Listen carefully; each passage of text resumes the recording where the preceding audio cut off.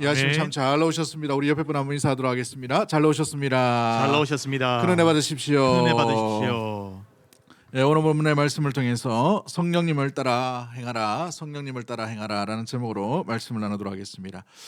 어떤 사람이 건강이 좋지 못해서 병원의 의사와 만난 뒤에 큰 수술을 하게 되었다고 합니다. 수술을 마치고 난 뒤에 의사가 이 수술이 너무 잘 되었다고 이제 조금 치료하고 집중 치료하고 난 뒤에 몇 달 뒤에 다시 보자고 이렇게 이야기를 합니다. 그런데 이제 몇 달 동안 주의해야 될 주의 사항들을 쭉 이야기하죠. 음식을 가려야 한다. 그 다음에 이렇게 또 이렇게 뭐 찬 음식을 먹지 말라, 뭐 탄산음료 먹지 말라, 뭐 카페인 심한 거 먹지 말라고 이렇게 쭉 이야기합니다. 가급적이면 좀 그러시기도 하고 여러 가지 주의를 이야기합니다. 그러면 이 환자는 몇 개월 뒤지만 의사를 만나기 전까지 뭘 하면 돼요? 그 처방과 그 주의를 잘 따르면 의사의 처방대로 건강이 점점 회복될 겁니다. 근데 요즘 보면 이 네이버 시를 많이 의존해 가지고 의사들이 너무 힘들대요. 왜냐하면 자칭 의사가 너무 많아. 의사가 분명히 뭐 조심하고 이렇게 하라고 분명히 하고 약도 꼬박꼬박 먹어야 된다고 했는데 자기가 생각해 가지고 자기 자가 진단해 가지고 뭐 이 약 못 보니까 너무 센 것 같은데 나랑 안 맞는 것 같아고 자기가 빼버리고 또 뭐 음식인가 이거 좀 먹어도 된다 이제 뭐 괜찮은데 뭐 이제 또 먹어버리고 막 이렇게 하다 보면 몇 달 뒤에 만나면 어떻게 됩니까? 더 악화되는 거예요.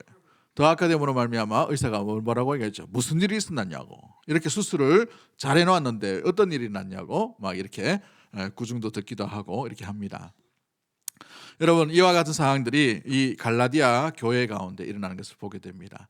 의사의 심정으로 사도 바울이 이 갈라디아 교회를 설립하고 난 뒤에 갈라디아 교회를 떠나고 난 뒤에 이상한 사람들이 들어오게 되었습니다. 율법주의자들이 들어옴으로 말미암아서 이 소식을 듣고 난 뒤에 여러 가지 편지를 쓰죠. 이걸 주의하라, 뭘 주의하라, 또 이 헤롯돈과 같은 또 율법주의자들을 주의하라, 다시 과거로 돌아가지 말라라고 권유하고 난 뒤에 오늘 본문에서는 그 주의를 이제 극적으로 돌려서 뭘 이야기하냐면 성령을 쫓아 행하라, 성령을 쫓아 행하라라고 권면의 말씀을 주는 것을 보게 됩니다. 성령을 쫓아 행하라는 것은 성령과 함께 동행하라라는 의미를 가지고 있어요. 오늘 16절 말씀 한번 볼까요? 16절 말씀 같이 봅니다. 시작. 내가 이르노니 너희는 성령을 따라 행하라. 그리하면 육체의 욕심을 이루지 아니하리니. 우리가 육체의 욕심을 이루지 않기 위해 육체의 욕심을 제거하고 떨쳐버리고 이것도 좋지만 더욱더 긍정적인 의미로 뭘 따르라라고 되어 있어요. 성령을 쫓아 행하라라고 되어 있어요. 여기서 쫓아 행하라는 말은 동행하라라는 의미를 가지고 있습니다. 이 헬라어 원어로 보면 페리파테온이라는 단어를 쓰는데요. 페리파테온이란 말은 뭐냐면 같이 걸어가다라는 거예요. 같이 걸어가는 거, 동행하다라는 말이죠. 성령께서 인도하신 대로, 성령이 함께 하시는 대로 그 방향 그대로를 온전히 나아가는 것이 바로 이 행하다, 쫓아 행하는 모습 가운데 일어나는 것들을 보게 되는 것이죠. 하나님과 한 방향으로 동행하는 것을 의미합니다. 성령의 인도함을 따라 살아갈 때에 성령님께서 인도하시는 같은 목적지로 향할 수 있게 되기 때문에 그런 것이죠. 세상과 충돌하라라는 책에 에이든 토저라는 목사님이 동행하기 위해서 몇 가지 조건이 필요하다라고 이 동행의 조건에 대해서 이야기합니다. 첫 번째 조건이 뭐냐 하면 가는 방향을 합의해야 된다는 거예요. 나는 이쪽으로 가고 싶은데 지는 이쪽으로 가요. 그러면 이 동행이 될 수 있어요, 없어요? 나는 서울 가고 싶은데 어떤 사람은 부산을 가고 싶어요.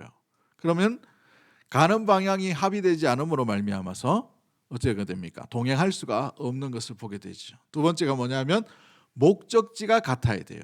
서울로 가든 부산으로 가든 같이 가면은 이렇게 대전에서 만나자 이렇게 하면 되는데 근데 목적지가 같아야 돼요. 최종 목적지. 그런데 성령께서 이끄시는 방향은 하나님의 나라예요. 하나님의 의입니다. 하나님께서 기뻐하시는 하나님의 뜻이 이루어지는 방향이에요. 그런데 내가 가고자 하는 목적지는 내가 영광, 내 성공, 내가 뭔가 잘 되어야 되고 내가 뭔가 영광을 받아야 되는 그 방향이라면 성령님과 함께 동행할 수가 없게 되는 것을 보게 되죠. 세 번째 이 방향 가운데의 중요한 조건이 뭐냐면 어떤 길을 택할 것인가를 합의해야 됩니다. 어떤 길을 택해야 되는가.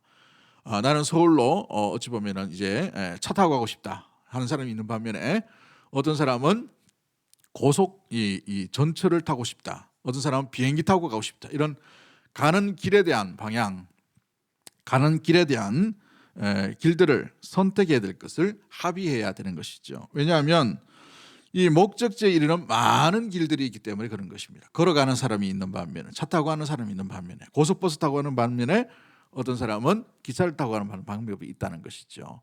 왜 이 가는 길에 대한 무엇보다도 선택을 합의해야 되는가? 어떤 길을 선택해야 되는가? 가는 방법이 어때야 되는가? 뭐예요? 그리스도의 방법은, 우리 성령님께서 인도하시는 방법은 좁은 문, 좁은 길이요, 십자가의 방법입니다. 사랑의 방법인 것이죠. 근데 내가 하고 싶은 방법은 그런 방법이 아니에요. 높아짐의 방법, 드러냄의 방법, 세우고 싶은 방법, 그래도 좀 내 이름 내고 싶은 방법, 이런 방법을 가다 보면 성령님과 함께 동행할 수가 없게 되는 것이죠. 괴리만 일어나게 됩니다. 어긋난 길로만 걸어가게 되는 것이죠. 넷째가 뭐냐면 가는 속도에 대해서 피차 동행해야 하는 것을 보게 돼요. 동요해야 되는 것을 보게 돼요. 발을 맞춰야 되는 것이에요. 천천히 그 방향을 한 걸음 한 걸음, 이 한 발자국 한 발자국 나아가는 방향이 아니라 어찌 보면은 막 갑자기 확 나가 버리죠. 여행 갈 때 이런 분이 있죠. 우리나라의 여행이 패키지가 왜 유행하는지 아십니까? 패키지, 왜 해외 여행 가면 패키지가 굉장히 많죠, 그죠? 패키지가 잘 팔리는 이유는 뭐냐면 씩 보고 와버리는 거예요. 그냥 한번 보고 와버리는 거예요. 어떤 사람은 가서 좀 그래도 앉아가지고 좀 경치도 구경하고 얘기도 좀 보고 하는데, 우리나라는 어떻게 합니까? 자, 20분 드립니다. 거기 꼭대기 보고 빨리 오세요. 20분 뒤에 여기서 기다리고 있습니다. 찍고 빨리 와야 되는 거예요. 근데 대부분 또 빨리 와요, 또 우리나라 사람들은. 그러니까 이 패키지가 이 한 군데, 이 하루 다닐 때 수십 군데를 집어넣어 가지고 가다 보면은 수학여행보다 더 빡세게 이렇게 진행하는 것을 보게 됩니다. 어떤 사람은 이 외국인들 보면은 여행 간다 그러면 자기 발로 자기의 어떤 호흡으로 이렇게 체험하는 걸 좋아해요. 그래서 어떤 등산을 한다 그러면 우리는 어떻게 합니까? 등산 갈 때까지 케이블 타고 가버리면 돼요. 그죠? 정상까지 도로 쫙 나가지고 쫙 올라가 보면 됩니다. 이런 걸 좋아하고 갔다 와서 왔다는 거예요. 찍고 왔다는 거예요. 외국 사람들은 2시간 걸려도 천천히 걸어갑니다. 스페인에 가면 산티아고라는 게 있습니다. 저는 안 가봤습니다만은 이제 들려오는 소리가 그렇죠. 거기 가면은 며칠을, 한 일주일을 걸어가야 됩니다. 순례의 길이기 때문에 사도가 12사도 중에 한 사람이 그 길을 걸어갔기 때문에 그게 유명한 길이 되었다. 뭐 수도사가 갔기 때문에 유명한 길이 되었다 해서 이제 수료, 어떤 순례의 길, 이렇게 해서 굉장히 유명한 길로 되어 있습니다. 거기에는 진짜 말없이 천천히 이렇게 걸어가는 게 그게 목적이에요. 그 길을. 근데 우리나라 사람 보면은 차 타고 씩 가버려, 하루 만에. 다 왔다는 거예요. 다 왔다는 거예요. 이렇게 가면 여행 가는 방법이 어떻게 됩니까? 속도가 달라지죠. 어떤 사람은 빨리 가고 싶은 사람이 있는 반면에 어떤 사람은 천천히 가고 싶은 사람이 있는 반면에, 이렇게 합의가 되지 않으면 동행할 수가 없어요. 성령님께서 이끄시는 그 방향이 천천히 이렇게 가고 있는데 우리는 여기에 머물 수 없다고 해서 막 앞지러 간다거나 아니면 다른 방법으로 간다거나 이렇게 하면 성령님과 전혀 동행할 수가 없게 되는 모습들을 보게 되지요. 그러므로 말미암아 속도가 다르면 만날 수 있어도 동행은 할 수가 없게 됨을 보게 됩니다. 성령님과 함께 속도를 맞춰 가야 되는 거예요. 사도 바울이 하나씩 한 교회 건너가죠. 그 마지막에 이제 60살 다 되어갈 때쯤 돼가 로마로 갑니다. 로마로 가서 뭐가 기다려요? 생명의 위급함이 기다림에도 불구하고 하나씩 그럼에도 불구하고 한 걸음 나아가는 것을 보게 돼요. 성령의 속도를 맞추어서 가는 것을 보게 돼요. 그러므로 성령님과 함께 동행하는 삶을 살 수 있게 되는 것이죠. 때로는 내 열정과 내 욕심이 성령의 이끄시는 속도가 다르다고 해서 그것을 앞질러 가거나 아니면 듣지 아니하고 다른 길로 걸어가 버리면 성령님과 함께 동행할 수가 없게 됨을 보게 됩니다. 마지막 5번째로 서로 동행할 의사가 있는지 계속 확인해야 돼요. 성령님과 함께 교제를 해야 된다는 말입니다. 성령님, 내가 주께서 이끄신 대로 내가 오늘도 인도함 받기를 원합니다. 우리가 귀를 막거나 아니면 듣지 않으면 어떻게 됩니까? 성령님과 동행할 의사가 없음을 알고 성령님 따로 내 따로 나는 육체의 길, 나는 육체의 생각, 육체의 일들을 행할 가능성이 많아지게 되는 것을 보게 되죠. 우리 믿음의 모든 가족들이 성령님과 함께 동행할 준비가 되고 같은 목적지, 같은 방향, 같은 속도를 가지고 주와 함께 동행할 수 있는 믿음의 모든 가족들이 되기를 주의 이름으로 간절히 축복합니다. 그렇다면 성령님과 동행한다는 것은 무엇을 의미하고 어떻게 해야 될까요? 성령과 함께 성령을 쫓아 행한다는 것은 무엇을 이야기합니까? 첫 번째 우리가 기억해야 될 것이 뭐냐면 가장 중요한 것은 우리 안에 누가 계신다는 것을 알아야 된다고요? 성령께서 계신다는 것을 알아야 한다는 겁니다. 우리의 출발이, 성도의 출발이 무엇으로부터 시작되는가? 성령의 인도하심으로 인하여 우리는 출발된 존재인 줄 믿습니다. 여러분, 우리가 누구의 부르심을 받았어요? 주님의 부르심을 받았습니다. 그 부르심에 반응하게 한 사람이 누구예요? 사람이 아니라 그 대상이 누구이십니까? 그 부르심에 반응케 하고 믿게 하시고 반응과 순종으로 나아갈 수 있도록 하신 분은 성령 하나님의 역사하심이에요. 일하심이라는 말입니다. 그러므로 성령 하나님께서 우리를 믿음 가운데 거하게 하시고 이 자리에 불러주시고 예배드리게 하시고 하나님의 사람으로 성도로서 살아갈 수 있도록 불러주신 줄 믿습니다. 그 부르심의 모든 역사를 주관하시는 분이 바로 성령 하나님이라는 사실인 거예요. 그렇습니다. 그런데 사도 바울은 이 일을 갈라디아 교회 가운데에서 계속해서 강조하고 있죠. 갈라디아서 3장 2절과 3절 말씀 우리 한번 읽어봅니다. 시작. 내가 너희에게 다만 이것을 알려 하노니 너희가 성령을 받은 것이 율법의 행위로냐 혹은 듣고 믿음으로냐 너희가 이같이 어리석으냐 성령으로 시작하였다가 이제는 육체로 마치겠느냐. 사도 바울이 갈라디아 교회가 무엇을 시작했다고 되어 있습니까? 성령으로 시작했다라고 이렇게 선언하고 있는 것을 보게 됩니다. 왜냐하면 성령의 부르심과 반응으로 말미암아 교회가 탄생하기 때문에 그런 것입니다. 교회는 그렇습니다. 내가 좋아서, 내가 어떤 참여하고 싶어서, 내가 오고 싶어서 오는 것이 아니라 성령의 부르심을 따라 세워진 것이 성도여 교회인 줄 믿습니다. 그러므로 말미암아 이 교회가 누구로 인하여 세워졌는가? 성령께서 역사하심으로 말미암아 세워진 거예요. 사도 베드로가 예수님 가운데에서 예수님께서 물어보시죠. 너희는 나를 누구로 아느냐라고 할 때에 베드로가 마태복음 16장 말씀에 뭐라고 고백합니까? 주는 그리스도시요 살아계신 하나님의 아들이십니다 라고 이렇게 고백을 하죠. 그럴 때 우리 예수님께서 얼마나 기뻐하셨는지 바요나 시몬아 내가 복되도다 라고 말씀하시면서 그 바요나 시몬아 복되지만 너에게 이것을 알게 하신 분이 누구라고 얘기합니까? 성령 하나님이라고 얘기하는 거예요. 하나님께서 너에게 그 마음을 주셨다는 거예요. 그러므로 교회가 베드로 위에 세워진 것이 아니라 베드로의 신앙의 고백 위에 성령의 역사하심 위에 세워진 것이 바로 주님의 몸인 교회인 줄 믿습니다. 만약에 베드로 위에 세워졌다 그러면 어떻게 될까요? 베드로만큼 약한 교회가 되는 거예요. 베드로가 어떤 존재입니까? 예수님이 잡히실 때에 제사장 무리가 덤볐어요. 그러다 보니까 제일 약한 사람 한 사람 보이는데 뭘 합니까? 이 베드로가 칼 쫙 빼들고 어떻게 해요? 귀를 확 쳐버리죠. 자기 혈기대로 다 했던 사람이에요. 혈기대로 하면 보통 사람은 그래도 칼은 안 듭니다. 그죠? 칼을 들어요. 만약에 베드로 위에 교회를 세웠다 그러면 그죠? 우리는 베드로보다는 덜 하나요? 아니면 더 하나요? 우리는 더 했으면 더 했지 덜 하진 않을 것 같아요. 그러면 전부 칼 차고 있다가 열받을 일 있으면 어떻게 해요?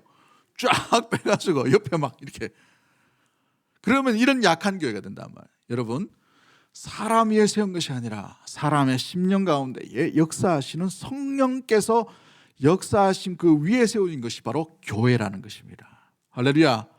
그러므로 이 교회는요 우리가 드리는 이 모임은 뭐를 얘기합니까? 성전일 수 있지만 엄밀히 따지면 성전이 아니라 예배당이 되는 거예요. 예배당이 예배 드리기 위해 모인 것인 것이죠. 주님께서 우리를 이곳에 불러주시기 때문에 건물이 중요한 것이 아니라 우리 안에 존중이 계시고 찬양받으실 주님이 더 귀한 분으로 모시고 섬기는 것이 바로 우리의 신앙의 고백 가운데 있는 교회의 모습이라는 사실인 거예요. 할렐루야. 그로 인하여 우리가 잊지 말아야 될 것은 우리의 시작과 출발이 누구에게 있는가? 여러분 고린도전서 12장 3절 말씀에 보면 이런 말씀이 있어요. 또 성령이 아니고서는 누구든지 예수를 주라 할 수 없느니라 라고 되어 있어요. 뭐가 아니고서는요? 성령의 일하심, 성령의 역사하심, 성령의 반응이 아니고서는 예수 그리스도를 나의 구주입니다라고 고백할 자가 있다 없다요? 없다라는 거예요. 그러므로 우리가 예수님을 주로 고백할 수 있고 받아들일 수 있고 믿을 수 있도록 하신 분이 누구이냐? 성령의 역사라는 거예요. 그러므로 우리는 성령으로 시작할 수밖에 없고 성령의 이끄심을 받을 수밖에 없고 성령의 인도함을 따라 저 하나님의 나라 갈 수밖에 없는 존재가 바로 성도요 교회인 줄 믿습니다. 신앙은 철저하게 처음부터 끝까지 그러므로 성령의 작용과 성령의 일하심과 성령의 이끄심과 성령의 반응하심과 성령으로 나아가심 그 가운데에서 우리가 인도함을 받아야 살아갈 수가 있는 존재가 바로 성도요 교회의 모습인 것이죠. 그래서 사도 바울은 성령을 쫓아 행하라 성령이 너희 안에 거하신다라고 이렇게 분명히 말씀하고 있는 것을 보게 됩니다. 그렇다면 성령이 이끄실 때에 어떤 모습들이 드러날까요? 구체적으로 성령은 성령의 일을 드러나게 됩니다. 우리 다음 주에 구체적으로 우리가 그것을 살펴보겠습니다만은 성령이 이끄심 가운데 대략적으로 우리 가운데에 성령이 임하실 때에 어떤 현상들이 일어나는가? 첫 번째가 뭐냐면 주님이 기뻐하신 방향으로 행동하게 되어 있어요. 말하게 되어 있습니다. 마음을 쓰게 되어 있어 생각하게 되어 있어요. 주님이 기뻐하신 방향이 뭔가? 주님의 뜻이 이루어지는 것이 무엇인가? 어느 날 은혜를 받고 또 주의 인도하심 가운데에 사로잡힘 받을 때 어떻게 살아가는가? 주님께서 뭘 기뻐하실까?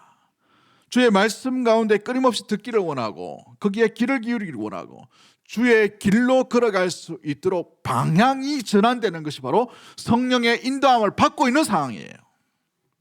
성령의 인도함을 받는 사람이 몇 명이 없는 것 같아요. 아멘. 별로 없는 것. 할렐루야.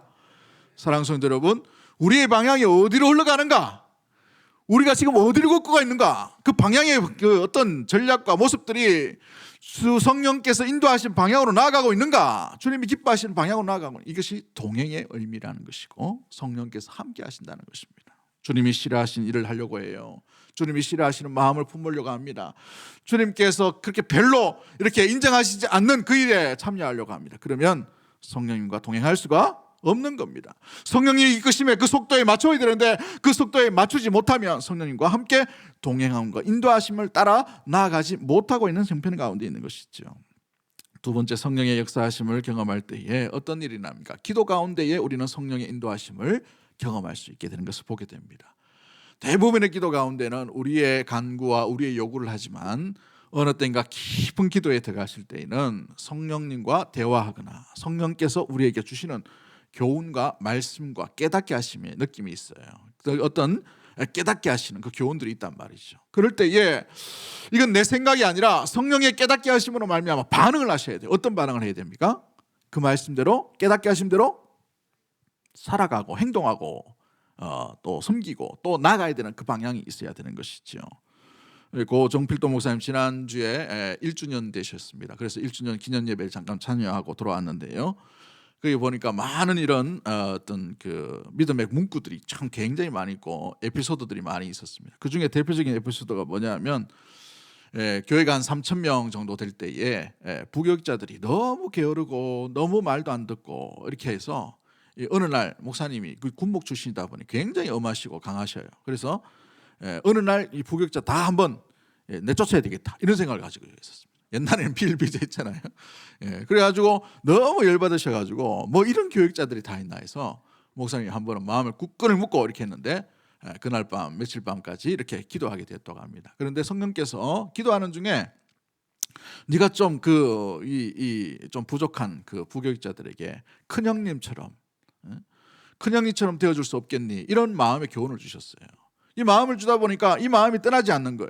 그러다 보니까 곧장 그 마음에 순종을 합니다. 하나님, 내가 이들에게 큰 형님처럼 내가 대우하겠습니다. 뒷일은 하나님이 책임져 주십시오. 이렇게 하고 다음 날 가서 교육자들 전체 모으고 난 뒤에 내가 당신네들을 전부 다 자르려고 했는데 기도하다 보니 성령께서 이런 마음을 주셨다고, 큰 형님처럼 좀 이렇게 대우해 줄 수는 없겠니? 이 마음에 내가 순종하고 이제 앞으로는 여러분들을 그런 식으로 대하겠다고, 죄 짓는 것 빼고 말고 다 하시라고, 다 위임하고 할 테니까 마음껏 한번 해보라고 그렇게 했습니다. 그랬더니만 엄청 실수하고 엄청 또 사고치고 막 했지만 교회가 6,000명, 10,000명, 20,000명, 30,000명 이렇게 가게 된 배경이 되었다고 목사님이 고백하는 것을 듣게 되었어요. 성령의 마음을 우리가 어떻게 반응하는가, 그 마음에 함께 반응함으로 말미암아 순종하는가 그렇지 못하는가, 거부하다 보면 그 열매는 다른 쪽으로 나갈 것입니다. 그러나 순종할 때에 그 순종의 열매가 성령께서 임하시는 그 방향으로 온전히 드러나게 되는 것을 보게 되는 줄 믿습니다. 그러한 믿음의 가운데에서 성령의 인도함을 받는 믿음의 모든 가족들 되기를 주의 이름으로 간절히 축복합니다. 세 번째가 성령의 인도하심을 받을 때 우리는 성령의 깨닫게 하시는 말씀을 의지할 수가 있게 되는 것이죠. 성경을 통해 또한 주시는 말씀을 통해 깨닫는 말씀을 약속을 붙들게 됩니다. 지나가는 말씀이 있어요.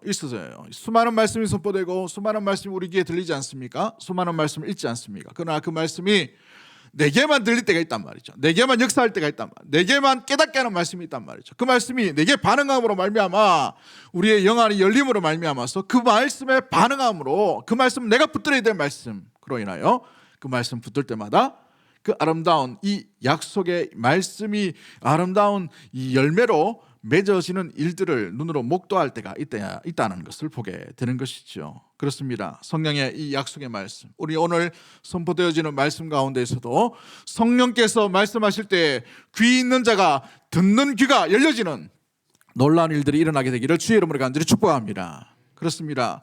이 들을 귀가 있어야 돼요. 성령께서 역사하시는 것 가운데에 말씀이 들려지는 거예요. 말씀이 들려지지 않을 때에 얼마나 불행합니까? 말씀이 안 들려요. 말씀이 여기까지는 오는데 여기까지 들리지 않습니다. 여기까지 들리지 않으니 우리의 마음 가운데에 세상 가운데 나갈 때마다 말씀을 다 잊어버리고 말씀과 상관없는 그런 삶을 살 가능성이 많은 것이지요.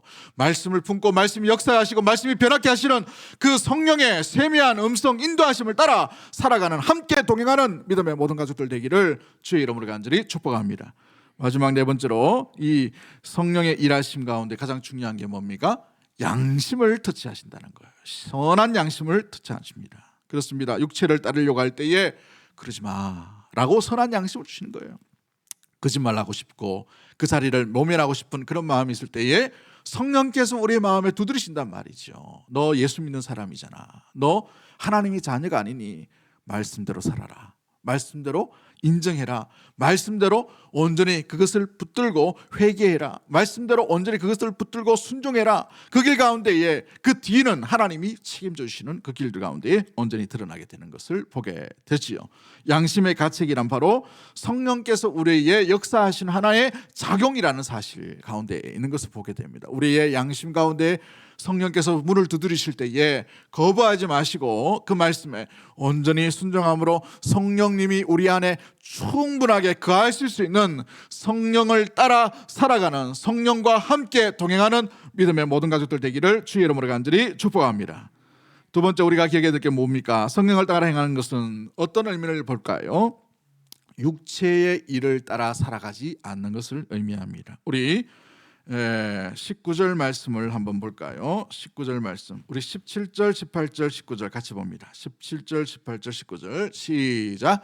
육체의 소욕은 성령을 거스리고 성령은 육체를 거스르나니 이 둘이 서로 대적함으로 너희가 원하는 것을 하지 못하게 하려 함이니라. 너희가 만일 성령의 인도하시는 바가 되면 율법 아래 있지 아니하리라. 육체의 일은 분명하니 곧 음행과 더러운 것과 호색과. 육체의 일은 분명하게 드러난다라고 되어 있어요. 분명하게 드러나는데 육체의 일은 성령의 일을 거스른다라고 되어 있어요. 거스른다. 이 거스른다라는 표현이 뭘까요? 이 거스른다라는 말은 전쟁한다라는 말입니다. 이 전쟁의 용어를 쓰고 있어요. 육체의 일이 강할 때에는 성령의 일을 이렇게 덮어버리고, 성령의 일이 강할 때에는 육체의 일을 덮어버리게 되는 거예요.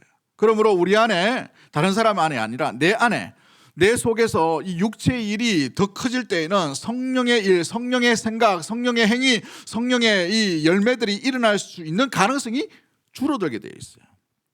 왜냐하면 육체의 일이 성령의 일을 거스르기 때문에 그런 거예요. 반항하기 때문입니다. 저항하기 때문에 그런 것이죠. 근데 반대로 우리 성령께서 우리 안에 온전히 주장하여 주시고 지배하시고 다스릴 때에는 성령의 지배로 말미암아 우리 가운데 육체의 일이 일어날 수 없도록 막으시고 지배하시고 통치하시고 온전히 다스릴 수 있는 놀라운 일들이 일어나게 되는 것이죠. 그러나 중요한 것이 뭡니까? 육체의 일이 일어날 수가 있다라는 사실입니다. 이 육체의 일이 일어남으로 말미암아서 우리 가운데에서 혼란스러운 일들이 일어나죠. 우리가 예수 그리스도를 믿고 성령으로 시작했는데 육체의 일이 충분히 일어날 수 있다는 사실입니다. 로마서 8장 5절과 8절 말씀 우리 한번 읽어봅니다. 로마서 8장 5절부터 8절까지 시작. 육신을 쫓는 자는 육신의 일을, 영을 쫓는 자는 영의 일을 생각하나니 육신의 생각은 사망이요 영의 생각은 생명과 평안이니라. 육신의 생각은 하나님과 원수가 되나니 이는 하나님의 법에 굴복하지 아니함 뿐만 아니라 할 수도 없음이라. 육신에 있는 자들은 하나님을 기쁘시게 할 수 없느니라. 육신을 쫓는 자는 육신의 일을 하게 되고 영을 쫓는 자는 영의 일을 생각하게 됨으로 말미암아 이 두 가지가 완전히 갈림길로 완전히 만날 수 없는 길로 걸어가게 되죠. 동행할 수 없는 길을 걸어가게 됩니다. 어떻게 됩니까? 육신의 생각은 사망으로 연결되고 영의 생각은 생명과 평안으로 그 길을 인도하게 되는 것을 보게 됩니다. 육신의 생각과 육신의 일들이 드러날 때에 하나님과 원수되게 하게 하고 하나님의 법에 결코 굴복할 수 없는 일들이 일어남으로 말미암아 결코 하나님을 기쁘시게 할 수가 없는 일들이 일어난다는 것이죠. 어디에서요? 우리 내면 안에서. 그렇죠? 사도 바울은 이러한 고백을 합니다. 로마서 7장 18절과 19절 말씀 같이 봅니다. 내 속 곧 내 육신에 선한 것이 가하지 아니한 줄 내가 아노니 원함은 내가 있으나 선을 행하는 것은 없노라. 내가 원하는 바 선을 행하지 아니하고 도리어 원치 않은 바 악을 행하는도다. 사도 바울 역시도 그 내면에 육체의 소욕과 성령의 일들이 충돌함으로 말미암아 육체의 이 일들을 쫓지 않으려고 몸부림쳤지만 그럼에도 불구하고 악이 내 안에 존재하더라는 것을 이야기하죠. 그래서 사도 바울이 유명한 고백을 하죠. 오라 나는 곤고한 사람이로다. 누가 이 사망의 법에서 나를 해방하리요? 라고 이렇게 고백합니다. 여러분, 자기 스스로는 해방할 자가 없어요. 절대로 건질 수가 없습니다. 우리 안에서 육체의 일, 육체의 생각, 육체의 이 드러났던 여러 가지의 이 모습들을 이길 자가, 이 죄를 이길 자가 아무도 없어요. 누가 죄를 이길 수가 있습니까? 이 땅 가운데에 여기에 죄 이길 수 있는 사람이 누가 있어요? 우리의 생각이 지금도 생각이 흩어갈 때 얼마나 많은 죄악들이 들어갑니까? 죄를 이기신 분은 단 한 분밖에 없어요. 그 한 분 누구시에요? 우리의 모든 죄를 짊어지신 십자가를 지신 우리의 죄값을 다 이루신 예수 그리스도 그분밖에 없는 줄 믿습니다. 그러기에 그분 앞으로 나가야 되는 거예요. 그분과 함께 할 때 주 성령이 그분과 함께 사역하시고 일하시고 역사하시고 다스리시고 통치하시고 지배하여 주시는 놀라운 일들이 일어나게 되는 거예요. 우리의 죄도 우리의 사망으로 끌고 가는 것들을 평안과 생명으로 이끌어 가시는 분이 성령 하나님이라는 사실을 믿는 믿음의 모든 가족들 되기를 주의 이름으로 간절히 축복합니다. 그렇습니다. 우리는 할 수가 없어요. 그러기에 우리의 연약함들 다 십자가로 내어놓고 십자가로 던져버리고 십자가에 맡기고 주 예수 그리스도와 함께 주님과 함께 나가는 그 길밖에 없는 것을 보게 되지요. 그럼에도 불구하고 우리는 이 악들을 돌아보아야 합니다. 사도 바울은 15가지의 대표적인 악을 이야기하고 있죠. 그런데 대표적인 악입니다. 오늘날 보면은 300가지, 400가지 더 많은 죄들이 얼마든지 많이 있겠지만 대표적으로 이 악을 15가지로 정리하는 것을 보게 됩니다.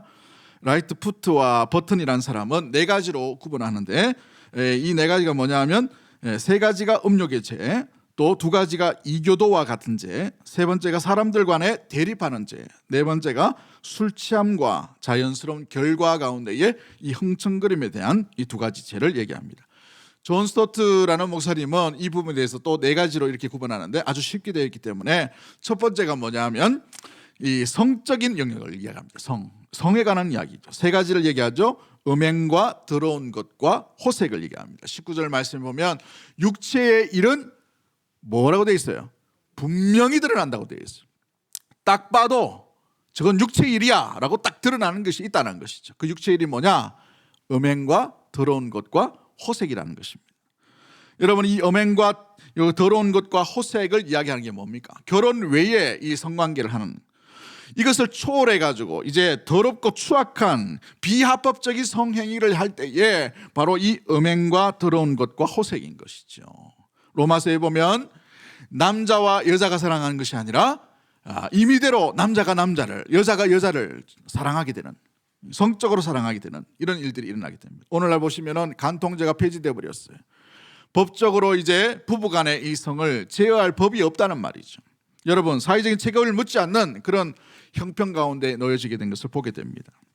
점점 이 초대교회와 같이, 아니 초대교회보다 더한 현실이 오늘날 우리 가운데 있음을 바라보게 됩니다. 여러분, 동성애와 동성혼 현상들이 오늘날 우리 가운데 일어나고 있죠. 동성애 부부를 인정함으로 말미암아 의료보험 혜택을 달라, 우리도 부부다라고 이런 일들이 오늘날 비일비재하게 일어나는 것을 보게 됩니다. 좀 더 지나면 교회 목사가 동성애는 죄입니다라고 말을 못해요. 이제 동성애 이 결혼하려고 하는 사람들이 주례해달라 그러면 거부하면 목사가 잡혀다가게 되는 이런 일들이 일어나고 있는 것을 보게 됩니다. 이런 같은 음행과 더러움과 호색의 현상들이 오늘날 우리 가운데 이제 실제의 삶 가운데 드러나고 있음을 바라보게 되는 것이죠. 두 가지의 이제 종교적인 영역이 무엇입니까? 우상숭배와 주술에 관한 영역입니다. 우상숭배와 주술, 20절 말씀을 보면 우상숭배와 주술이라고 되어 있는데, 이 우상숭배는 다른 신들을 뻔뻔스럽게 섬기는 것, 숭배하는 것이 우상숭배입니다. 하나님을 놔두고 뻔뻔스럽게 그 신을 동일하게 또 섬기는 거예요. 하나님을 안 섬기는 게 아니라 하나님도 섬기고 여기 우상도 섬기는 것이, 이 뻔뻔스러움이 담겨 있는 것이 우상숭배라는 겁니다. 대부분이 이 우상숭배라고 이해하면 나는 상관없어, 나는 절당에 가서 절하지도 않고 점도 보지도 않고 이렇게 생각할 수 있죠. 그러나 우리 내면에 진짜 우상들이 들어있는 것을 보게 되죠. 우리 자신이 우상이 되어버린 오늘날 현실, 그렇죠? 이성주의가 냉철하게 발달한 이 세상 가운데 가장 위대한 신을 누구로 만드는가? 사람으로 만드는 것을 보게 돼요. 사람. 그 사람 중심에 누가 있습니까? 네가 있는 게 아니고 내가 있는 거예요. 내가. 자기 자신이 있어요. 자기 자신. 자기 자신이 제일 소중해요. 자기 자신이 제일 똑똑해요. 자기 자신이 제일 의로워요. 자기 자신이 제일 드러납니다. 그러므로 말미암아 자기 자신을 숭배하고 있어. 어느 날 모르게 자기 자신이 자기 자신을 숭배하고 있는 모습들을 보게 됩니다. 이 이기적인 모습들로 인하여 우상 숭배가 일어나는 것이죠. 돈을 사랑함으로 말미암아 우상 숭배가 일어나는 것을 보게 됩니다. 그 돈을 누구를 사용해야 합니까? 누구를 위해 사용해요? 자기 자신을 위해 사용하는 것을 보게 됩니다. 또 주술은 어떤 건가요? 이 주술은 이제 악의 권세들에게 은밀하게 뒷거래를 하는 것과 같은 것입니다. 오늘 보면 교회는 침체되고, 어떻게 보면은 이 캐톨릭도 또 이 불교도 점점 숫자가 줄어든다고 이렇게 하지만 가장 많이 호황 산업이 뭐냐 하면 이 주술 산업이에요. 점치는 게, 이 앱으로 보면은 점치는 게 얼마나 많은지 몰라요. 유튜브에 보면 무당이 얼마나 많이 나와서 공개적으로 계좌번호를 쫙 해놓고 상담 원하시면 이쪽으로 전화하거나 계좌번호를 이게 붙이면 상담해 준다고 막 이렇게 하는 거예요. 뭘 그렇게 상담이 필요해가지고, 뭘 그렇게 물어볼 게 많아가지고, 그죠? 사울을 한번 보십시오. 그는 바울이 이 바알 이 가운데에서 무엇보다도 이 사울 왕 같은 경우에는 블레셋이 쳐들어오게 되었어요. 두렵고 뜸 가운데 있었습니다. 사무엘도 죽고 없었어요. 그를 지켜줄 만한 사람이 아무도 없다고 생각합니다. 하나님을 붙들면 되는데, 하나님께 나아가면 되는데, 하나님께 돌아오면 되는데 그러지 못해요. 그래서 자기가 다 정리해버렸던 신접한 어떤 이 박수 무당 같은 그런 사람들을 다시 몰래 찾아가죠. 동굴 속으로 위장을 해서 찾아가서 내일이 어떻게 되는지를 물어보게 됩니다. 이것이 바로 주술과 함께하는 모습들 가운데 있는 것을 보게 되지요. 여러분, 그렇습니다. 또 세 번째가 뭡니까? 사회적인 영역의 죄입니다. 8가지의 죄를 얘기하는데, 싸움과 다툼, 좋아하는 이 다투기 좋아하는 것, 시기, 분노의 격발, 이기적인 야심. 이 이기적인 야심은 격발하는 기질이에요. 욱하는 겁니다. 또 불화, 이게 항상 보면은 이 불화하는, 이 하나 되지 못하게 하는 당파적인 음모와 질투. 오늘 본문에서는 뭐라고 되어 있습니까? 육체의 일은 분명하니 원수 맺는 것과 분쟁과 시기와 분냄과 당지는 것과 분열함과 이단과 투기다라고 이렇게 되어 있어요. 이것은 대인관계 가운데, 사회생활 가운데 하나 되지 못하도록 만드는 거예요. 무엇을 이야기하냐면 공동체의 질서를 어지럽히게 되는 일들이 바로 이와 같은 사회적 영역의 죄 가운데 일어나는 것을 보게 되죠.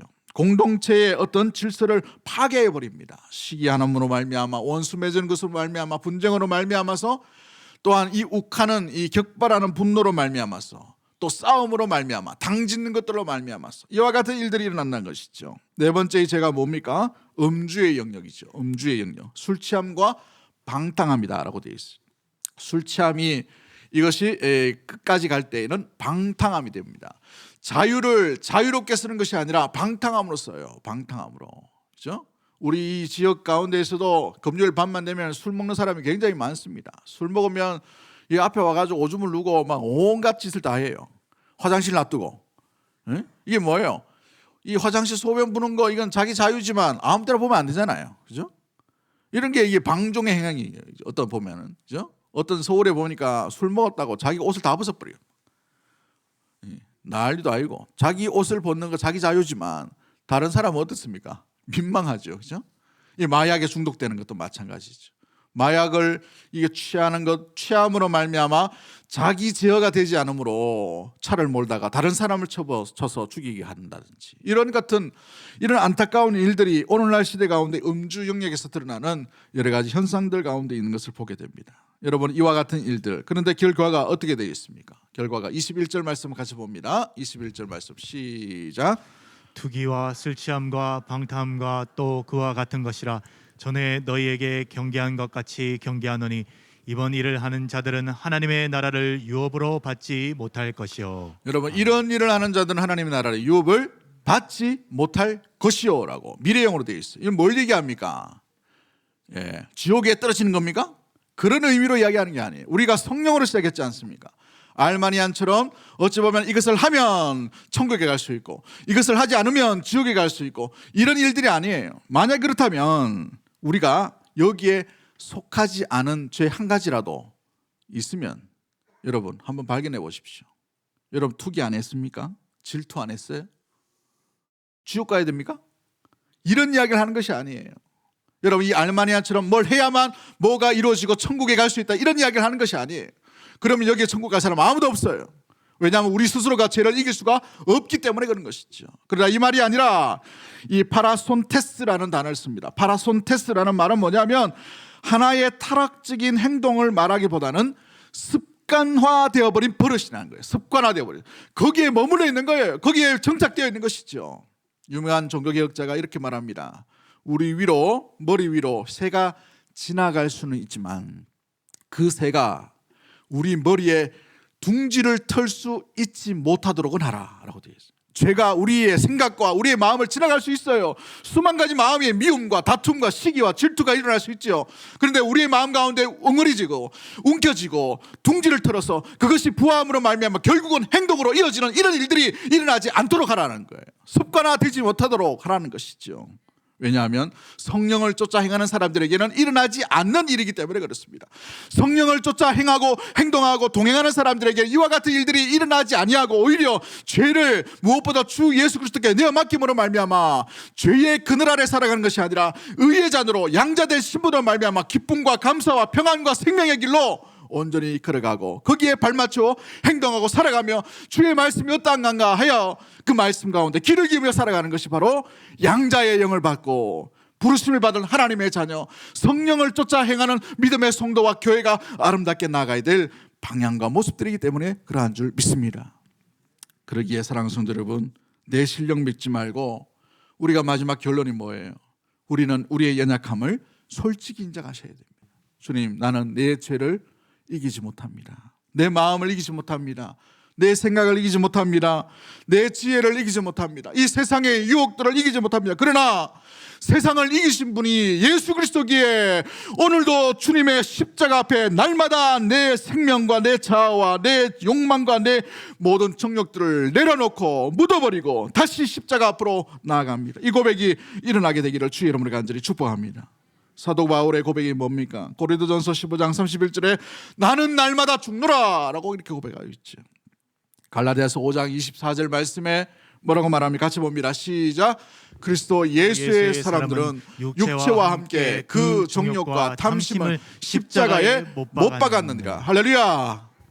날마다 못 박으셔야 돼요. 오늘도 내일도 우리 살아가는 모든 날 가운데 우리의 육체적인 생각과 육체적인 일이 일어날 때마다 벌떡벌떡 일어날 때마다 그것을 어디에 들고 가야 되는가? 내 실력과 내 형문과 내 지혜가 아니라 그리스도의 십자가 앞에 내려놓은 그것으로 인하여 우리가 성령을 쫓아 행할 수 있는 믿음의 모든 가족들 되기를 주의 이름으로 간절히 축복합니다.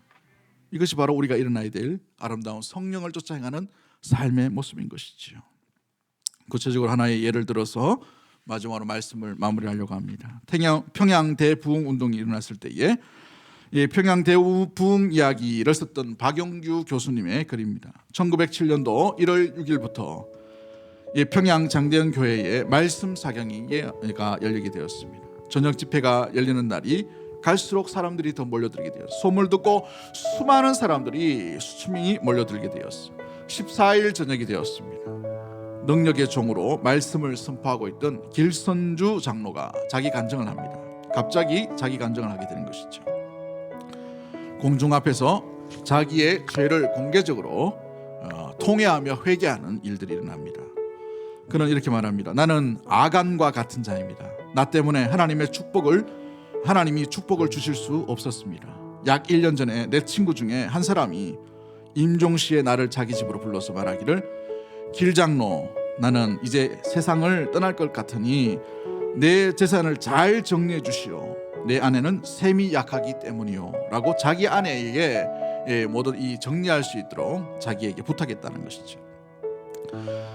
나는 내가 잘 돌봐 드릴 테니 염려하지 말라고 이 길선조 장로가 대답을 했습니다. 그러나 미망인의 재산을 관리하다가 미화 당시로 $100 상당의 엄청난 금액이에요. $100 그러면 당시에는 이 $100 상당의 금액을 자기가 가로채게 되었다고 합니다. 그 가로채민이 양심에 찔려서 1년 만에 그는 이렇게 고백합니다. 나는 하나님의 일을 방해해 온 것입니다. 내일 아침에 그 돈 전액을 미망인에게 돌려드리겠습니다 라고 자기 죄의 치부를 고백하게 된 것이죠. 길선주 장로의 이 예기치 않은 고백은 그곳에 모인 많은 사람들에게 상한 심령을 주께로 향하게 만드는 어떤 도화선에 되게 됩니다. 길선주 장로의 회개가 있은 후 그렇게 무겁고 짓누르던 방해의 장벽들이 벼랑간 무너지고 거룩하신 하나님이 친히 임재해 주셨습니다.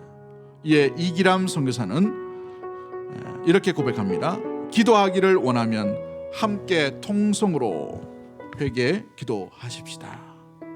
그 회개 기도회에 요청을 했고 그것에 모인 많은 사람들이 자기의 죄를 고백하고 자기의 죄를 통회하며 나는 첩을 거드렸습니다. 나도 물질을 탐했습니다. 나도 사람을 때렸습니다. 나는 거짓 모함을 했습니다. 나는 질투여서 이런 행동을 했습니다. 수많은 사람들이 고백하는 이 회개의 운동들이 부릴 듯이 일어나게 되었어요. 길선주 장로의 회개가 마치 뇌관에 불을 붙인 것처럼 청중 가운데 성령의 강한 임재와 통해의 역사가 나타나게 된 것입니다. 그곳에 참여한 한 선교사는 이렇게 말합니다. 한국인들의 기도의 소리가 마치 하늘 보좌를 향해 포효하는 것 같았습니다. 사랑하는 성도 여러분, 성령은 지금도 우리와 함께 하시기를 원하시는 놀라운 은혜의 하나님인 줄 믿습니다.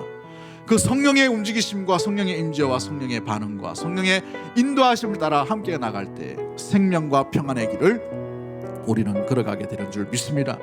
우리의 죄를 우리가 이길 수 있는 것이 아니에요. 우리 죄를 이기신 분은 오직 예수 그리스도기에 우리 죄를 이기신 그분과 함께 하시는 성령 하나님께 우리의 모든 것을 내어 맡기고 순종함으로 말미암아서 그분 따라 그분 방향으로 온전히 우리의 길과 우리의 지혜와 우리의 마음과 우리의 행동과 우리의 발걸음을 옮겨 나갈 수 있는 믿음의 모든 가족들 되기를 주의 이름으로 간절히 축복합니다. 육체의 일을 이기는 것은 성령의 일인 줄 믿습니다. 성령께서 인도하심을 따라 나갈 때에 우리는 육체를 이기고 성령의 일들이 우리 가운데, 우리 심령 가운데, 우리 가정 가운데, 우리 교회 가운데에 온전히 드러나게 되는 줄 믿습니다. 그러기에 갈라디아서 2장 20절 말씀에 내가 그리스도와 함께 십자가에 못 박혔나니 그런즉 이제 내가 사는 것이 아니요 오직 내 안에 그리스도께서 사는 것이라. 이제 내가 육체 가운데 사는 것은 나를 사랑하사 나를 위하여 자기 자신을 버리신 하나님의 아들을 믿는 믿음 안에서 사는 것이라. 이 믿음 안에 살아가는 우리 믿음의 모든 가족들, 성령의 인도함을 따라 성령과 함께 동행하는 믿음의 모든 심령들이 되기를 주의 이름으로 간절히 축복합니다. 이 시간 우리 한번 기도하기를 원합니다. 하나님, 이 육체의 일 가운데 가지 않도록 도와주시고 성령의 일을 따라 쫓아 주님과 동행할 수 있는 믿음의 심령 될 수 있도록 주님 인도하여 주옵소서. 성령께서 우리의 마음 가운데에 주님이 기뻐하시는 방향으로 인도하실 때에 그것을 거부하지 않도록 도와주시고 그 방향으로 온전히 나갈 수 있도록 도와주시고 기도할 때마다 우리에게 두드리시고 양심의 소리에 두드리시고 말씀으로 깨닫게 하신 그 말씀을 부르시지 아니하고 거부하지 아니하고 그 말씀대로 온전히 살아감으로 말미암아 우리의 삶 속에, 우리의 입술에서, 우리의 생각 속에, 우리의 마음 속에, 우리의 행동 속에, 우리의 가정 속에서 더 이상 육체의 일에 머물지 아니하고 성령의 일이 드러나게 하시고 성령을 쫓아 행할 수 있는 믿음의 심령과 가정과 교회로 온전히 살게 하여 주옵소서. 성령이여 우리를 지배하여 주옵소서. 다스려 주시옵소서.